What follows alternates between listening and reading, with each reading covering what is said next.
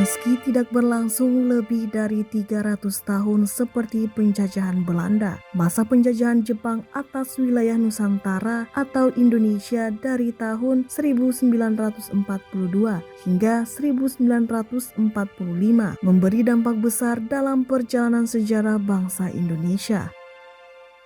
Pada 23 Januari tahun 1942, rakyat Gorontalo dan sang proklamator Nani Wartabone didampingi Kusno Danupoyo mengumandangkan proklamasi kemerdekaan Indonesia di Gorontalo atau 3 tahun sebelum Indonesia merdeka melalui peristiwa yang dikenal dengan Hari Patriotik 23 Januari. Dari fakta historis dan ketentuan konstitusi di negeri ini, secara de facto Gorontalo selama ini adalah daerah istimewa.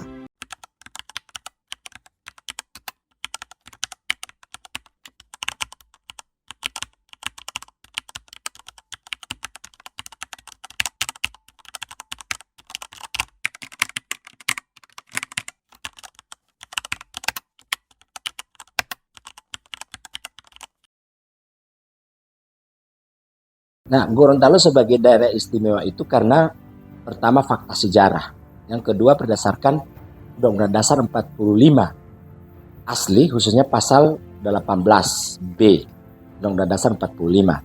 Nah, ada 3 sebenarnya modal dasar Gorontalo sebagai daerah istimewa. Yang ini pertama, proklamasi kemerdekaan Indonesia di Gorontalo pada tanggal 23 Januari 42. Yang kedua adalah Gorontalo sudah memiliki pemerintahan sendiri sebelum Indonesia merdeka yang disebut dengan Pucuk Pimpinan Pemerintahan Gorontalo atau PPG. Yang ketiga adalah keistimewaan Gorontalo adalah Gorontalo merupakan daerah yang sudah memberlakukan pemerintahan adat di Gorontalo sudah berabad-abad lamanya. Bahkan semasa penjajahan Belanda, Gorontalo sudah memiliki pemerintahan sendiri, sistem pohalaa, yang disebut dengan boleh disebut adalah monarki konstitusional, yang dianut adalah prinsip buatula tolong dalam sistem pemerintahan pohalaa di Gorontalo. Nah, berbicara tentang proklamasi kemerdekaan Indonesia di Gorontalo, itu ada yang harus diluruskan, yakni selama ini kita mengetahui bahwa proklamasi kemerdekaan Indonesia di Gorontalo itu hanya kemerdekaan Gorontalo. Padahal tidak seperti itu. Pada saat itu adalah proklamasi kemerdekaan Indonesia di Gorontalo. Kita lihat dalam catatan ini ya, pidato Nani Wartabone pada tanggal 23 Januari itu adalah, saya bacakan, pada hari ini, tanggal 23 Januari 42, kita bangsa Indonesia yang berada di sini sudah merdeka, bebas lepas dari penjajahan bangsa manapun juga. Bendera kita adalah merah putih. Lagu kebangsaan kita adalah Indonesia Raya. Pemerintahan Belanda telah diambil alih oleh pemerintahan nasional. Nah, itu artinya Gorontalo memproklamasikan kemerdekaan Indonesia pada saat Indonesia belum lahir. Pada saat Indonesia masih berstatus sebagai daerah Hindia Belanda. Nah, itu yang harus menjadi catatan kita. Sehingga Gorontalo dapat disebut sebagai daerah istimewa karena hanya Gorontalo lah satu-satunya daerah di Indonesia yang kala itu yang sudah berani memproklamasikan kemerdekaan Indonesia. Dan pada saat Indonesia masih bernama Hindia Belanda, bahkan Belanda saja mengakui kedaulatan Indonesia itu nanti tahun 49. Artinya mereka tidak setuju dengan kemerdekaan Indonesia. Nah, buktinya Nani Wartabone ditangkap oleh Belanda, kemudian dihukum dan mendekam di penjara 12 tahun. 23 Januari itu bukan hanya sekedar Hari Patriotik 23 Januari, tetapi proklamasi kemerdekaan Indonesia di Gorontalo. Nah, kalau kita bandingkan dengan Surakarta dan Yogyakarta, Gorontalo lebih heroik, lebih patriotis, lebih dramatis, bahkan lebih substantif dibandingkan dengan Surakarta dan Yogyakarta. Karena Surakarta dan Yogyakarta menjadi daerah istimewa itu hanya ada 2, yakni sudah memiliki pemerintahan kesultanan ketika itu, dan yang kedua menyatakan dukungannya terhadap proklamasi kemerdekaan Indonesia dan bergabung dengan Republik Indonesia. Itu yang menjadikan daerah istimewa Surakarta dan Yogyakarta sebagai daerah istimewa. Nah, daerah istimewa Gorontalo atau keistimewaan Gorontalo yang kedua adalah berdasarkan konstitusi. Kalau tadi 3 faktor, yakni proklamasi kemerdekaan Indonesia di Gorontalo, yang kedua terbentuknya pemerintahan nasional di Gorontalo, yang ketiga adalah pemerintahan adat di Gorontalo. Nah, berdasarkan ketentuan konstitusi, ketiga aspek ini memenuhi keistimewaan Gorontalo. Yakni kalau kita ambil mengacu pada pasal 18B Undang-Undang Dasar 45. Jadi ada Undang-Undang Dasar 45 yang asli itu sebelum diamandemen adalah hanya 1 pasal yang menyatakan bahwa pembagian daerah Indonesia atas daerah besar dan kecil dengan bentuk susunan pemerintahannya ditetapkan dengan undang-undang dengan memandang dan mengingati dasar permusyawaratan dalam sistem pemerintahan negara dan hak asal-usul dalam daerah-daerah yang bersifat istimewa. Nah, pasal 18I Undang-Undang Dasar 45 ini setelah diamandemen, keistimewaan Gorontalo diakomodir di dalam pasal 18B yang menyatakan bahwa ayat 1, negara mengakui dan menghormati satuan-satuan pemerintahan daerah yang bersifat khusus atau bersifat istimewa yang diatur dengan undang-undang. Nah, di garis bawah di sini yang bersifat khusus. Gorontalo adalah satu-satunya yang memproklamasikan kemerdekaan Indonesia sebelum Indonesia merdeka. Yang kedua, sebelum Indonesia merdeka, kita sudah memiliki pemerintahan sendiri.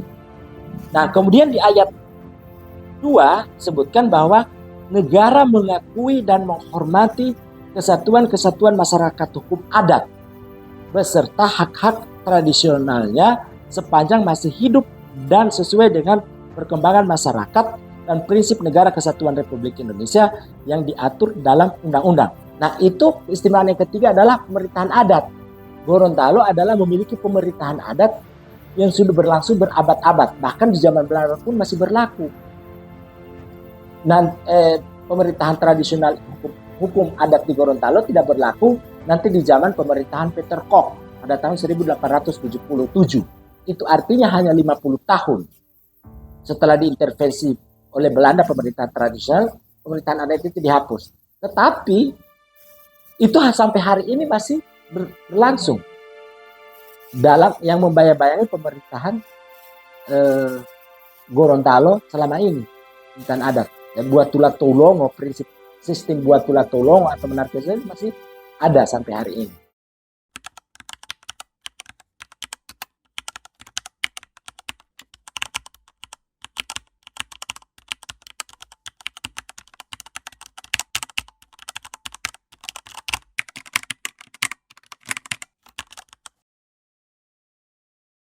Nah, dalam pemerintahan adat di Gorontalo, sistem buat tulah tolong itu atau boleh disebut dengan monarki konstitusional, itu adalah antara pemerintah dan adat itu tidak bisa dipisahkan karena ada penyatuan di situ yang disebut dengan buat tulah syara, buat tulah bubato, dan buat tulah bala.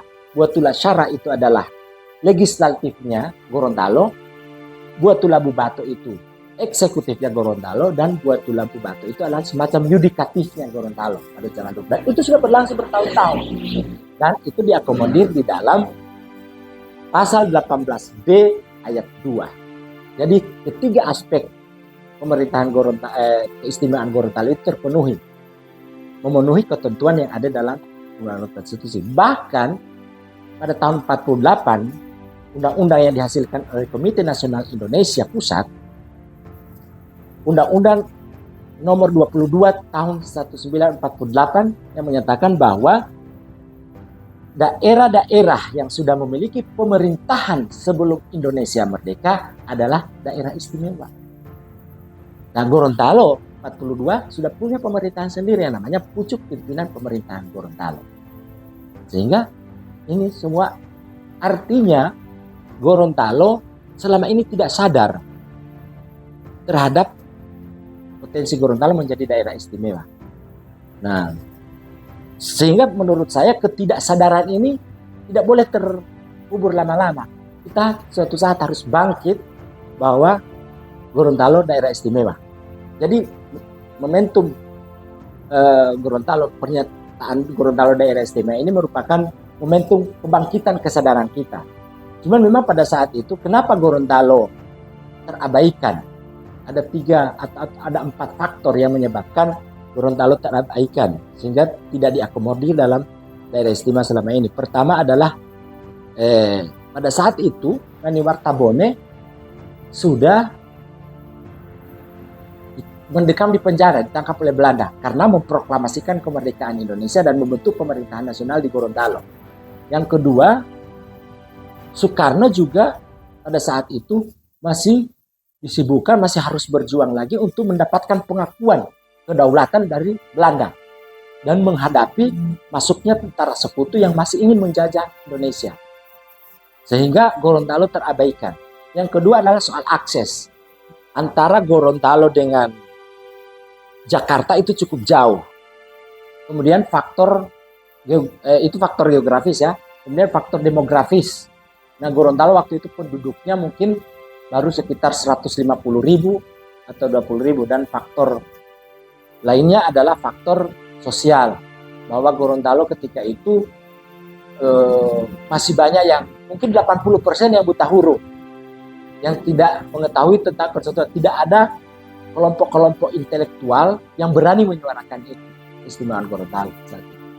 Nah, selama 78 tahun ketidaksadaran ini sudah harus dihentikan dan kita harus mulai bangkit bahwa kita adalah daerah istimewa.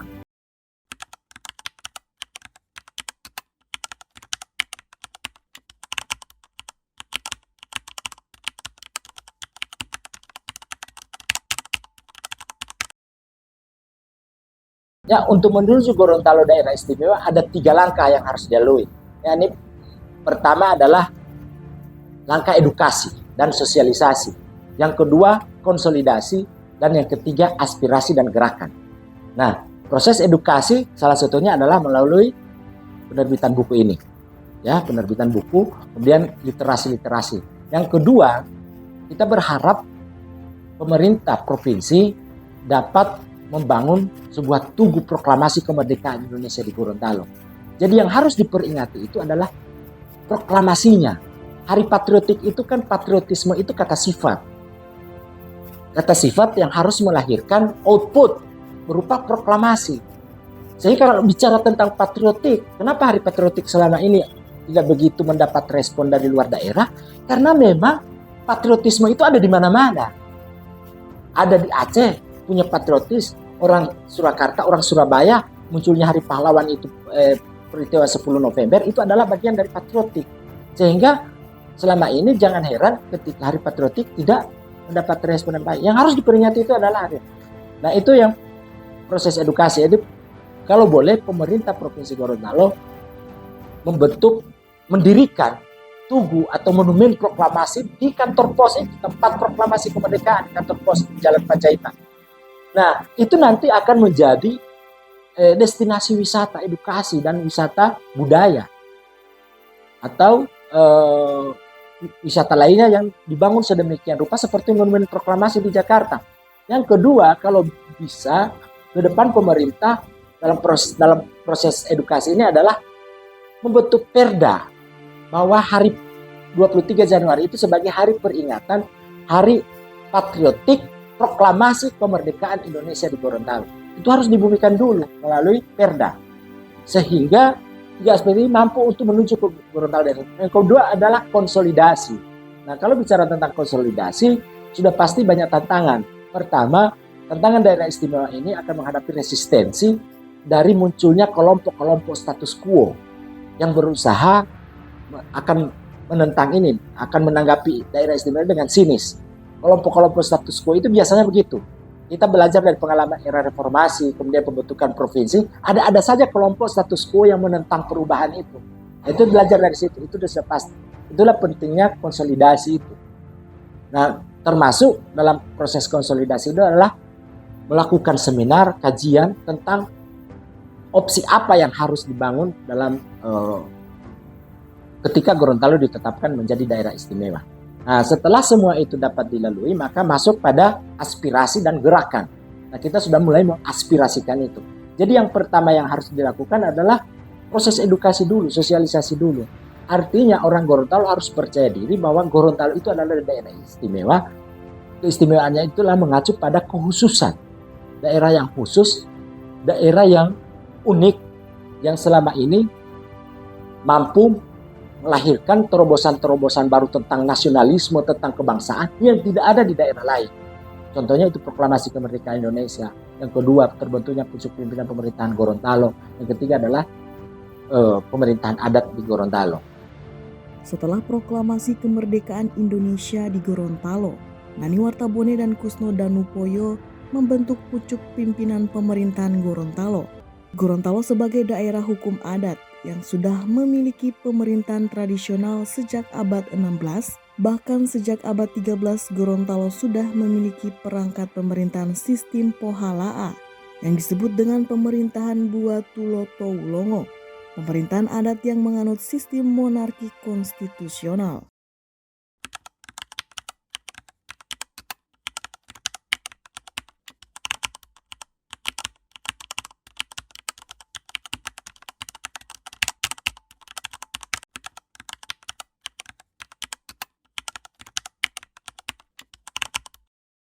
Yang jelas bahwa Gorontalo ketika menjadi daerah istimewa punya karakteristik tersendiri berdasarkan sistem kearifan lokal yang ada di sini.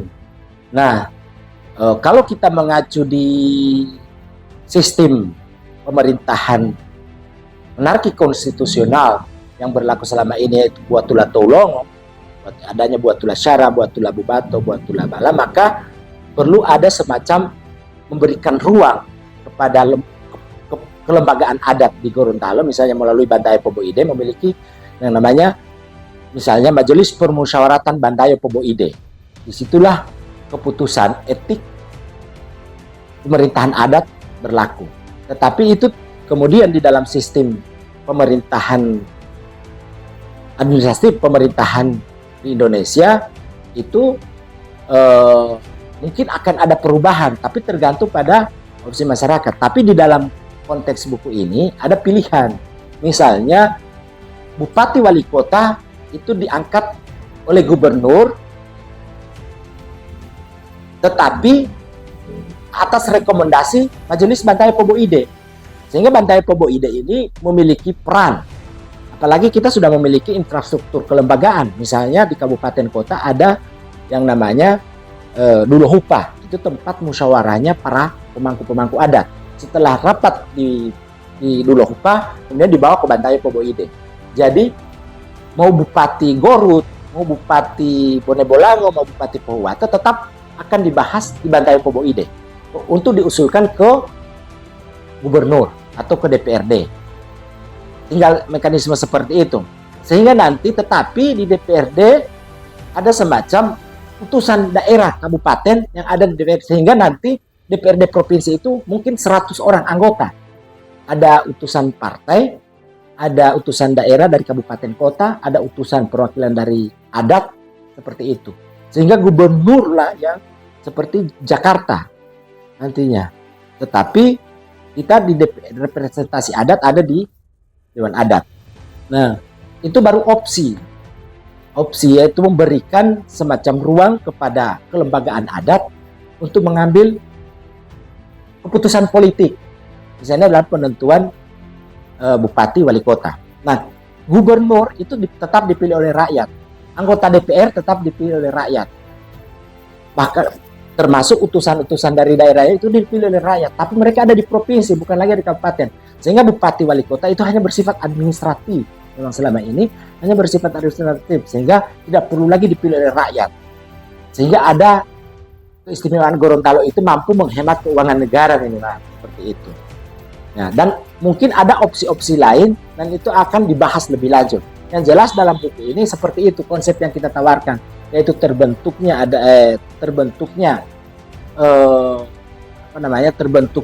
Majelis Permusyawaratan Bantayan Pobo Ide. Jadi Bantayan Pobo Ide ini kita hidupkan kembali, kita fungsikan kembali.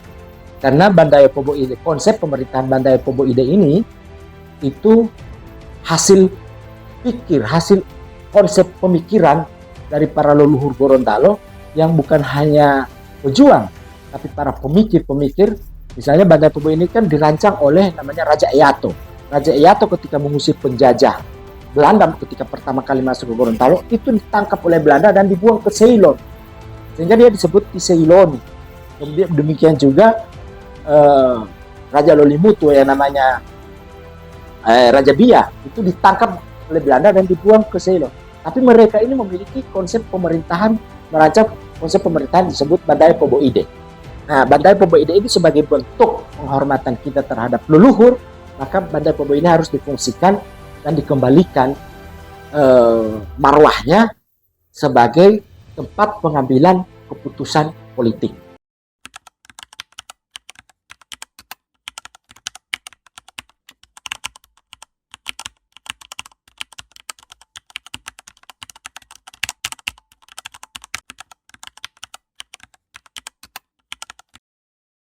Banyak hal yang dampak positif yang dapat dimunculkannya itu pertama, Gorontalo menjadi daerah satu-satunya di Sulawesi atau bahkan di Indonesia Timur yang berstatus daerah istimewa. Ini akan menarik Gorontalo menjadi populer di kalangan masyarakat Indonesia sehingga akan muncul rasa penasaran dari daerah-daerah lain akan berkunjung ke Gorontalo dan itu berkah.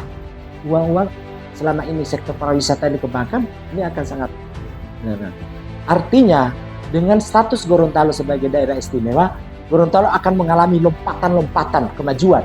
Jadi bukan percepatan lagi, tapi lompatan kemajuan. Yang kedua adalah akan ada sistem nilai yang saling melengkapi, yakni kelemahan sistem pemerintahan NKRI yang ada di daerah-daerah akan ditutupi atau dikompensasi oleh kelebihan sistem nilai kearifan lokal yang ada di Gorontalo, sehingga akan semakin memberikan penguatan, saling memberi penguatan antara nilai-nilai kearifan lokal dengan sistem nilai NKRI itu berjalan beriringan, sehingga akan terjadi lompatan kemajuan yang cukup signifikan bagi Gorontalo. Yang ketiga adalah bicara tentang anggaran. Kalau saya lihat dari berbagai literatur disebutkan bahwa daerah istimewa itu memiliki anggaran khusus, anggaran tersendiri. Kalau setahu saya misalnya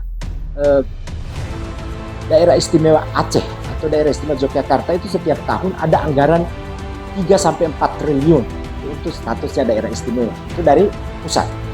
Dana insentif keistimewaan itu 3-4 triliun. Itu artinya kalau hari ini Provinsi Gorontalo mengelola dana 2 triliun pemerintah provinsi saja, maka akan ada tambahan 4 triliun atau 3 triliun, maka ada 5 triliun yang dikelola oleh pemerintah provinsi ke depan oleh mengalami lompatan-lompatan. Itu yang disebut dengan dampak positif terhadap ini. Yang ketiga adalah eksistensi adat dan budaya Gorontalo sudah otomatis akan tetap lestari, sehingga tujuan berprovinsi pada awalnya itu disebut infrastruktur, meningkatkan pelayanan dan mempertahankan jati diri Gorontalo, justru dengan status daerah istimewa akan tetap berlangsung, akan tetap lestari. Karena sistem kelembagaan adat, sistem pemerintahan adat itu tetap berlangsung sampai ke dusun-dusun, ke desa-desa. Nah, sehingga sistem-sistem pemerintahan di kecamatan, ada yang disebut camat itu sebagai Ulea Lodiku, kemudian kepala desa sebagai Taudaa atau Walaupulu, itu akan terus berlangsung dan memberi spirit terhadap kehidupan masyarakat Gorontalo. Jadi kita berharap bahwa Gorontalo sebagai daerah istimewa ini menjadi konsensus bersama bahwa kita memang fakta sejarah tidak bisa dipungkiri bahwa kita adalah satu-satunya daerah di Indonesia yang telah memproklamasikan kemerdekaan Indonesia. Yang kedua, kita adalah daerah yang satu-satunya di Indonesia yang sudah memiliki pemerintahan nasional sebelum Indonesia merdeka. Yang ketiga, kita memiliki sistem pemerintahan tradisional, sistem pemerintahan adat yang sudah berlangsung ratusan tahun. Nah, ini merupakan keistimewaan Gorontalo yang dijamin oleh undang-undang, khususnya Undang-Undang Dasar 45 Pasal 18B ayat 1 dan 2, setelah diamandemen. Yang kedua adalah Undang-Undang Dasar, Undang-Undang Nomor 22 Tahun 48. Artinya wacana tentang daerah istimewa ini bukan hanya sekedar wacana, tapi adalah sebuah fakta sejarah. Dan kita orang Gorontalo harus bangga dan menghormati ini. Bagaimana mungkin pemerintah pusat mau menghormati, mau merealisasikan ini kalau kita sendiri orang Gorontalo tidak menghargai eksistensi sejarah yang ada di Gorontalo. Nah, itu yang Nah, oleh karena itu kita berharap agar seluruh elemen di masyarakat, mulai dari pemerintah, DPRD, masyarakat, harus bergerak bersama, menyatukan konsep, melakukan menyusun konsep untuk menjadi konsensus bersama seperti apa keistimewaan Gorontalo. Karena daerah istimewa ini memang kita tidak bisa memaksakan harus terrealisasi dalam 1, 2, 3 tahun ke depan, tetapi paling tidak mungkin 5 tahun, 10 tahun ke depan. Dan ini butuh proses. Tetapi paling tidak orang Gorontalo sendiri yang harus merasa bahwa daerahnya adalah daerah istimewa. Mestinya dengan kemerdekaan yang diraih oleh rakyat Gorontalo, yakni 3 tahun lebih dahulu dari proklamasi kemerdekaan Republik Indonesia pada 17 Agustus tahun 1945, Gorontalo layak mendapatkan penghargaan dari pemerintah pusat, seperti menjadikan status provinsi Gorontalo ini sebagai daerah istimewa Gorontalo. Karena dengan kemerdekaan yang lebih awal, Gorontalo tidak beda dengan Aceh dan Yogyakarta yang telah memperoleh status sebagai daerah istimewa.